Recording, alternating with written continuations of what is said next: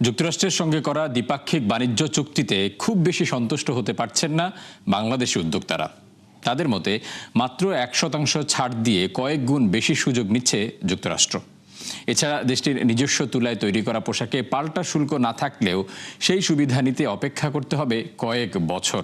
সাথে রয়েছে এলএনজি, কৃষিপণ্য, বিমান সহ বিভিন্ন পণ্য আমদানিতে বাড়তি চাপের শর্ত।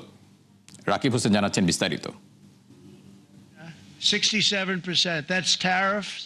গোটা বিশ্বকে বাগে আনতে রেসিপ্রোকাল ট্যারিফ নামে এক ভয়াবহ বাণিজ্য ফাঁদ পাতে যুক্তরাষ্ট্র, যা থেকে রেহাই পায়নি উন্নত, উন্নয়নশীল কিংবা গরিব দেশও। দ্বিপাক্ষিক চুক্তির মাধ্যমে বাংলাদেশের উপর এই সিদ্ধান্ত ছিল কঠিন, যা সমাধানের আশায় করতে হয় বাণিজ্য চুক্তি।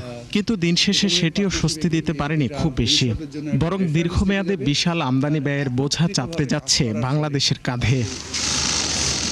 মূলত তৈরি পোশাকের একক বৃহৎ বাজারটি ঠিক রাখতেই চুক্তির দিকে পা বাড়াতে হয় সরকারকে। কিন্তু বছরে কয়েক বিলিয়ন ডলারের এলএনজি, কৃষিপণ্য ও তুলা আমদানি প্রতিশ্রুতির বিপরীতে পাল্টা শুল্ক কমেছে মাত্র 1%, যা এখনও বাংলাদেশের জন্য বড় চাপ। তাই স্বভাবতই খুশি নন ব্যবসায়ীরা।